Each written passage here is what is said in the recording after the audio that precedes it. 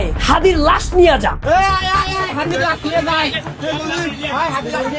আজকে যখন ইনকিলাব মঞ্চে এবং জুলাই যোদ্ধারা শরীফ ওসমান বিন হাদির হত্যার পরে তার বিচারের দাবিতে আন্দোলন করছিল যমুনার অভিমুখে, তখন পুলিশ আন্দোলনকারীদের উদ্দেশ্যে এই ধরনের কটূক্তি ব্যঙ্গাত্মক সুরে আজকে আন্দোলনকারীদেরকে বলছে, আয় আয় হাদির লাশ নিয়ে যা।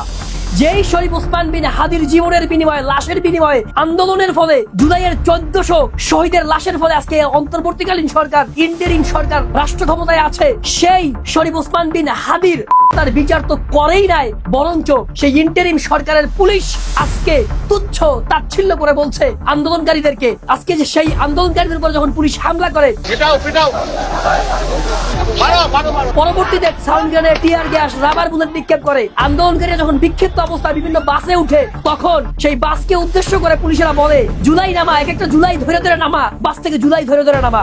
আজকে কি শুধুই পুলিশের যে এই যে আক্রমণ, এটা কি শুধুই সুপেরিয়র অর্ডার ছিল, নাকি উদ্দেশ্য প্রণোদিত ভাবে, ইচ্ছাকৃত ভাবে আজকে এই ছাত্রদেরকে, আন্দোলনকারীদেরকে, ইনকিলাব মঞ্চের এই কর্মীদেরকে, সাধারণ মানুষকে ইচ্ছা করে পুলিশ আজকে পিটাইছে? নিন্দা জানাই, প্রতিবাদ করি। প্রফেসর ইউনূস, আপনাকে অনেক আশা নিয়ে আমরা ওখানে বসিয়েছিলাম, ভেবেছিলাম আপনি জুলাইয়ের চেতনা বাস্তবায়ন করবেন, জুলাইয়ের আকাঙ্ক্ষা বাস্তবায়ন করবেন, কিন্তু আপনি করেন নাই। সর্বশেষ জুলাইয়ের যেই মহাপুরুষ, যিনি ইনসাফের বাংলাদেশের কথা বলতেন, শরীফ ওসমান বিন হাদি, তার হত্যার পরে রাষ্ট্রের কাছে একটাই দাবি ছিল, সেটা হচ্ছে ইনসাফ, ন্যায় বিচার। তার হত্যাকারীদের যেন বিচার করা হয়, সেই বিচারটা পর্যন্ত আপনি করেন নাই। সবকিছু ইয়াদ রাখনা হয়, সবকিছু মনে রাখা হবে, আমরা এর জবাব দিব ইনশাআল্লাহ।